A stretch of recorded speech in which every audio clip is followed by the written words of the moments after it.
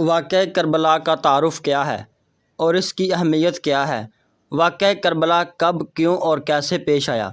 ناظرین، سب سے پہلے آپ سے گزارش ہے کہ اہل بیت علیہ السلام سے محبت کرتے ہوئے اس درد بھری ویڈیو کو آخر تک لازمی دیکھیے گا، اور ویڈیو میں آگے بڑھنے سے پہلے اس کو لائک، شیئر اور ایمان فروز واقعات سننے کے لیے چینل کو بھی سبسکرائب کر دیں اور بیل آئیکن کو بھی پریس کریں تاکہ ہر نئی ویڈیو کا نوٹیفیکیشن آپ کو مل سکے۔ شکریہ۔ آئیے شروع کرتے ہیں۔ بسم اللہ الرحمن الرحیم۔ السلام علیکم۔ زمین روتی ہے، آسمان روتا ہے، حسین تیرے غم میں ہر انسان روتا ہے۔ جس جگہ تیرے پاک لہو کے قطرے تھے گرے، آج بھی وہ کربلا کا میدان روتا ہے۔ واقعہ کربلا صرف تاریخ اسلام ہی نہیں بلکہ تاریخ عالم کا نادر اور عجیب و غریب واقعہ ہے۔ دنیا میں یہی ایک واقعہ ایسا ہے جس سے عالم کی تمام چیزیں متاثر ہوئیں۔ آسمان متاثر ہوا، زمین متاثر ہوئی، شمس و قمر متاثر ہوئے، حتیٰ کہ خود خداوند عالم متاثر ہوا۔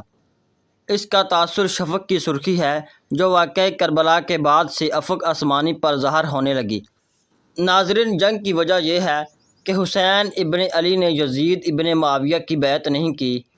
حسین ابن علی یزید ابن معاویہ کی حکمرانی کو غیر قانونی، ناجائز اور غیر شرعی سمجھتے تھے، جو حسن مجتبیٰ اور معاویہ ابن ابی سفیان کے درمیان میں صلح معاہدے کے خلاف یزید اول کو وراثت میں ملی تھی۔ کربلا کی لڑائی کو واقعہ لطف کہا جاتا ہے۔ ناظرین، سانحہ کربلا 10 محرم 61 ہجری کو موجودہ عراق میں کربلا کے مقام پر پیش آیا۔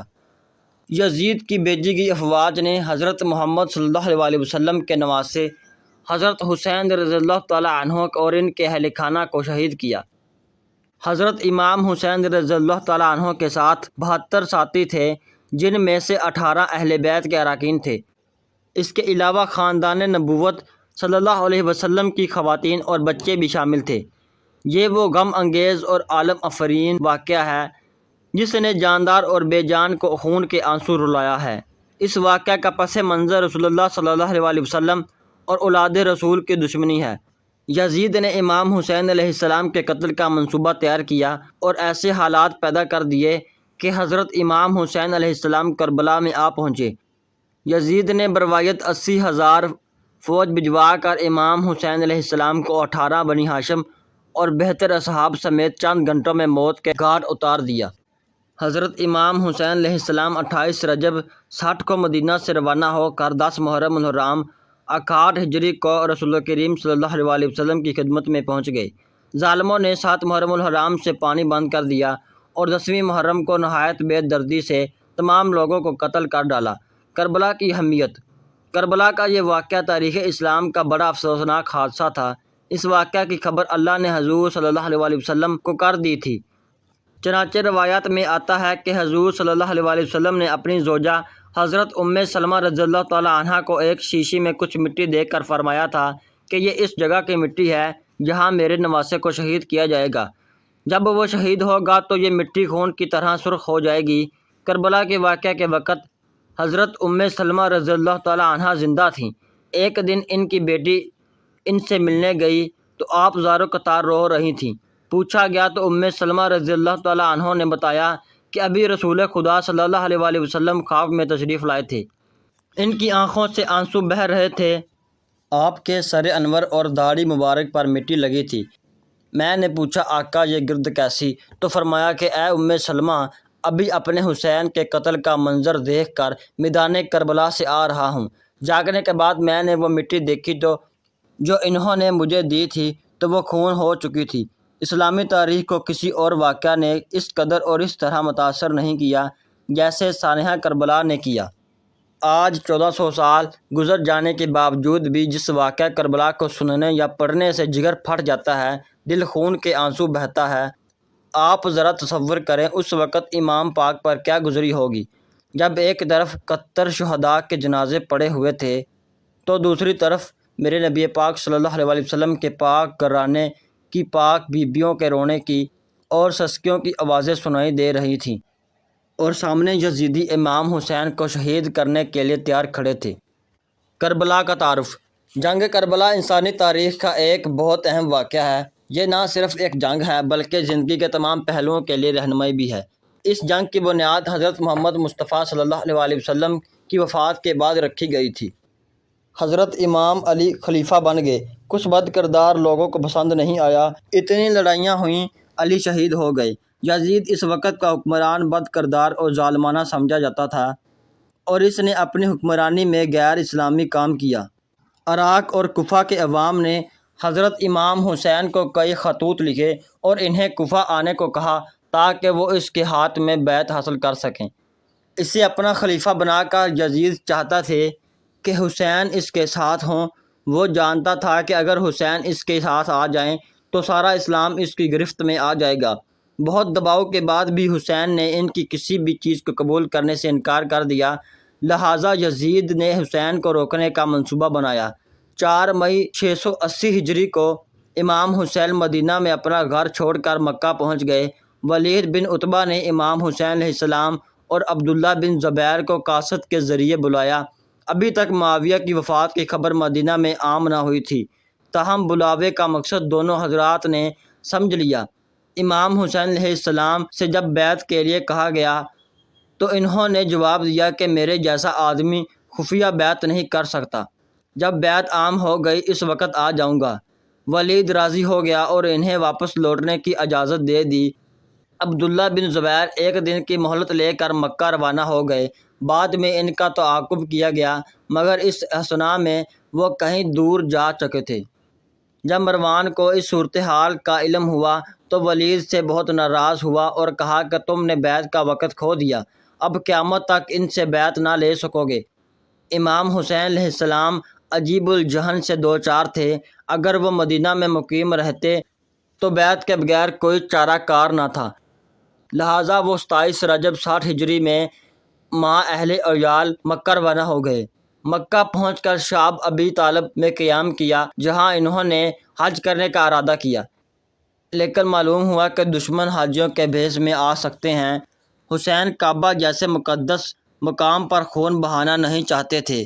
تب امام حسین نے حج کا ارادہ بدلا اور کوفہ شہر کی طرف بڑھے۔ راستے میں دشمنوں کی ایک فوج نے انہیں گھیر لیا اور انہیں کربلا لائے۔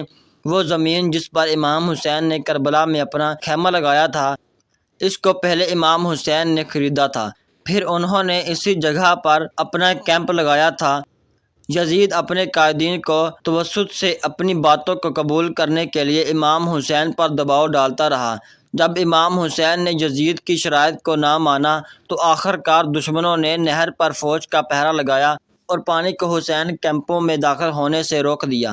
یزید کی فوج کو دیکھ کر کوفہ عراق کے لوگ، جنہوں نے اپنا رہبر بنانے کے لیے امام حسین علیہ السلام کو بلایا تھا، وہ بھی ان کے ساتھ شامل ہو گئے۔ 3 دن گزر جانے کے بعد جب امام کے گھر والے کے بچوں کو پیاس لگنے لگی تو حسین نے یزیدی فوج سے پانی طلب کیا۔ دشمن نے پانی دینے سے انکار کر دیا۔ دشمنوں نے سوچا کہ امام حسین پیاس سے ٹوٹ کر ہمارے تمام حالات کو قبول کر لیں گے۔ جب 3 دن کی پیاس کے بعد بھی حسین نے یزید کی بات نہیں مانی تو دشمنوں نے حسین کے کیمپوں پر حملہ کرنا شروع کر دیا۔ اس کے بعد امام حسین نے ایک رات دشمنوں سے مہلت طلب کی اور اس رات امام حسین اور ان کے اہل خانہ نے اللہ کی عبادت کی۔ صلح کی آخری گفتگو ناکام ہونے کے بعد امام حسین نے اپنے ساتھیوں سے فرمایا کہ جو جانا چاہتے ہیں انہیں میری طرف سے اجازت ہے۔ اس پر کچھ جان نثار اور اعضاء باقی رہ گئے جنہوں نے آخری وقت تک ساتھ دینے کا عہد کیا۔ ان جان نثاروں کی تعداد صرف 72 تھی۔ امام حسین علیہ السلام نے اس مختصر ترین فوج کو منظم کیا۔ اس کے بعد فرمایا کہ اے لوگو، جلدی نہ کرو، پہلے میری بات سن لو۔ مجھ پر تمہیں سمجھانے کا جو حق ہے اسے پورا کر لینے دو اور میرے آنے کی وجہ بھی سن لو۔ اگر تم میرا عذر قبول کر لو گے اور مجھ سے انصاف کرو گے تو تم انتہائی خوش بخت انسان ہوگے، لیکن اگر تم اس کے لیے تیار نہ ہوئے تو تمہاری مرضی، تم اور تمہارے شریک مل کر میرے خلاف زور لگا لو اور مجھ سے جو برتاؤ کرنا چاہتے ہو کر ڈالو۔ اللہ تعالیٰ میرا کار ساز ہے اور وہی اپنے نیک بندوں کی مدد کرتا ہے۔ جو ہی آپ تقریر کے اس حصے پر پہنچے تو خیموں سے اہل بیت کی عورتوں کی شدت رنج سے چینخیں نکل گئیں۔ آپ تھوڑی دیر کے لیے رک گئے اور اپنے بھائی عباس کو انہیں چپ کرانے کے لیے بھیجا۔ جب خاموشی طاری ہوئی تو آپ نے اپنی تقریر کو جاری رکھتے ہوئے فرمایا، لوگو، تم میرے حسب و نسب پر غور کرو اور دیکھو کہ میں کون ہوں۔ اپنے گریبانوں میں منہ ڈالو اور اپنے آپ کو ملامت کرو۔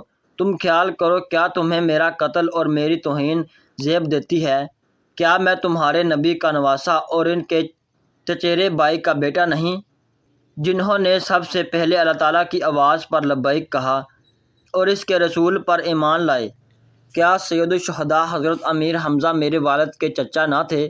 کیا جعفر طیار میرے چچا نہ تھے؟ کیا تمہیں رسول اللہ صلی اللہ علیہ وسلم کا وہ قول یاد نہیں جو انہوں نے میرے اور میرے بھائی کے بارے میں فرمایا تھا کہ دونوں نوجوان جنت کے سردار ہوں گے؟ اگر میرا یہ بیان سچا ہے، اور ضرور سچا ہے، تو بتاؤ کہ تمہیں ننگی تلواروں سے میرا مقابلہ کرنا ہے، اور اگر تم مجھے جھوٹا سمجھتے ہو تو آج بھی تم میں سے وہ لوگ موجود ہیں جنہوں نے میرے متعلق رسول اللہ صلی اللہ علیہ وسلم کی حدیث سنی ہے، تم ان سے دریافت کر سکتے ہو۔ تم مجھے بتاؤ کہ کیا آپ کی اس حدیث کی موجودگی میں بھی تم میرا خون بہانے سے باز نہیں رہ سکتے؟ لیکن کوفیوں اور ان کے سرداروں پر کوئی اثر نہ ہوا، صرف ہربن یزید تمیتی پر آپ کی اس تقریر کا اثر ہوا، اور وہ یہ کہتے ہوئے کہ یہ جنت یا دوزخ کے انتخاب کا موقع ہے۔ میں نے جنت کا انتخاب کر لیا ہے، خواہ مجھے ٹکڑے ٹکڑے کر دیا جائے یا جلا دیا جائے۔ حضرت امام حسین علیہ السلام کے لشکر میں آ شامل ہوا۔ اس کے بعد شخصی مبارزت کے طریقے سے جنگ کا آغاز ہوا، جس میں اہل بیت اطہار کا پلہ باری رہا۔ یہ دیکھ کر ابن سعد نے عام حملہ کا حکم دیا۔ اراکین اہل بیت نے دشمنوں کی جلگاروں کا پوری قوت ایمانی سے ڈٹ کر مقابلہ کیا۔ فدائی ایک ایک کر کے کٹ مرے لیکن میدان جنگ سے منہ نہ پھیرا۔ دوپہر تک امام حسین کے بیشتر آدمی کام آ چکے تھے، چنانچہ اب باری باری میدان میں اترے اور شہید ہوئے۔ امام حسین تنہا میدان میں جمے ہوئے تھے۔ عراقیوں نے آپ کو ہر طرف سے نرگاہ میں لے لیا، مگر شہید کرنے کے کسی کو بھی جرأت نہ ہو رہی تھی، کیونکہ کوئی نہ چاہتا تھا کہ یہ گناہ اس کے سر ہو۔ بالآخر شمر کے افسانے پر زرعہ بن شریک تمیتی نے یہ بدبختی مول لی اور ہاتھ اور گردن پر وار کیے۔ سنان بن انس نے تیر چلایا اور آپ گر گئے۔ اس کے بعد شمس نے ان کا سر پیچھے کی طرف سے کاٹ کر تن سے جدا کر دیا۔ 10 اکتوبر 680 ہجری کو نماز فجر کے بعد سے ہونے والی اس لڑائی میں اسے لڑائی کہنا درست نہیں ہوگا، کیونکہ ایک طرف لاکھوں کی فوج موجود تھی، دوسری طرف 72 جانسار اور چند نفر کا کنبہ تھا۔ لیکھر مورخ صرف جنگ لکھتے ہیں، ویسے امام حسین کے ساتھ صرف 75 یا 80 مرد تھے، جن میں 6 ماہ سے 13 سال تک کے بچے بھی شامل تھے۔ اسلام کی بنیادوں کی حفاظت کے لیے کربلا میں 72 افراد شہید ہوئے، جس میں دشمنوں نے 6 ماہ کے بچے علی اصغر کی گردن پر 3 تیر مارا۔ 13 سالہ حضرت قاسم گھوڑے سموں سے پامال ہو گیا اور 7 برس اور 8 برس کے بچے اون محمد سر پر تلوار کی ضرب سے شہید ہوئے۔ ابن زیاد کے حکم کے مطابق آپ کا سر بریدہ جسم گھوڑوں کی ٹاپوں سے رندوا دیا گیا۔ بعد میں تمام شہدائے اہل بیت کے سر نیزوں کی نوک پر رکھ کر پہلے ابن زیاد کے دربار میں لے جائے گئے اور بعد میں دمشق میں یزید کے دربار میں لے جائے گئے۔ یزید نے امام حسین کے سر کو اپنے سامنے تشت پر رکھ کر ان کے دندان مبارک پر چھڑی سے چھیڑتے ہوئے اپنے کچھ اشعار پڑھے۔ اس کے شعر کو سن کر اور یزید کا فخریہ انداز دیکھ کر دربار میں موجود ایک یہودی سفیر نے کہا کہ میں حضرت موسیٰ علیہ السلام کی اولاد سے ہوں، میرے اور ان کے درمیان میں 70 پشتیں گزر چکی ہیں، مگر اس کے باوجود یہودی میرے بے حد عزت و تکریم کرتے ہیں، اور ایک تم ہو کہ تم نے اپنے نبی کے نواسے کو شہید کر دیا اور اب اس پر فخر بھی کر رہے ہوں، یہ تمہارے لیے ڈوب مرنے کا مقام ہے۔ لوگ کہتے امام شہید ہیں، ان کے لیے رویا نہ کرو۔ ارے دوستو، کربلا کا واقعہ دیکھ کر تو پوری کائنات رو پڑتی تھی۔ البدایہ والنہایہ میں حافظ ابن کثیر لکھتے ہیں، جب امام پاک شہید ہوئے تو عصر کا وقت تھا، لیکن جیسے امام حسین شہید ہوئے آسمان سرخ ہو گیا، سورج چھپ گیا، دن کو تارے نظر آنے لگے، یوں سمجھو کہ سورج نے شرمندگی میں اپنا منہ چھپا لیا۔ آج قصہ مختصر کرتے ہوئے آپ کو سناتا چلوں کہ میرے امام حسین علیہ السلام کو شمر ملعون نے سجدے کی حالت میں شہید کر دیا اور آپ کا سر مبارک نیزے پر چڑھا کر شہید کر دیا۔ اور آل رسول صلی اللہ علیہ وسلم کی پاک بیبیوں کو قید کر کے یزید کے پاس لے گئے۔ وہاں بھی آل رسول صلی اللہ علیہ وسلم سے ظلم ہوتے رہے۔ امام کے گھر میں صرف ایک مرد کو زندہ چھوڑا گیا تھا، وہ امام سجاد تھے جو بیمار تھے۔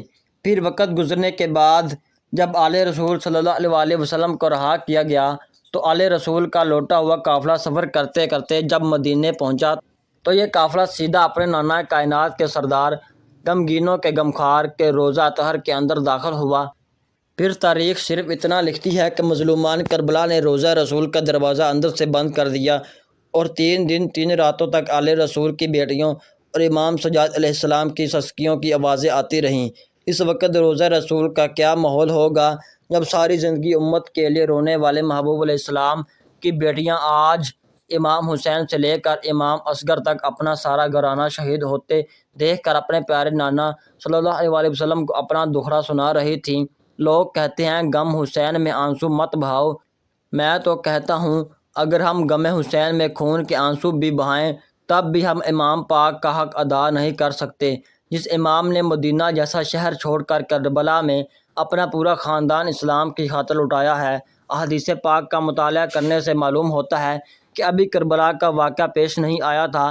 صرف یہ بات سن کر کہ امام حسین کو کربلا میں شہید کیا جائے گا، کائنات کی 3 عظیم ترین ہستیاں غم حسین میں آبدیدہ ہو گئی تھیں۔ ہمارے آقا صلی اللہ علیہ وسلم، سیدہ بی بی فاطمہ علیہ السلام اور حضرت مولا علی علیہ السلام۔ زمین روتی ہے، آسمان روتا ہے، حسین تیرے غم میں ہر انسان روتا ہے۔ جس جگہ تیرے پاک لہو کے قطرے تھے گرے، آج بھی وہ کربلا کا میدان روتا ہے۔ قتل حسین اصل میں مرگ یزید ہے، اسلام زندہ ہے ہر کربلا کے بعد۔ سنی مورخین کا اتفاق ہے کہ امام حسین علیہ السلام اور آپ کے اصحاب کو 11 محرم سن 61 ہجری کے دن سپرد خاک کیا گیا ہے۔ اللہ تعالی ہم سب کو اہل بیت کی سچی محبت عطا فرمائے، آمین۔ تھینکس فار واچنگ، اللہ حافظ۔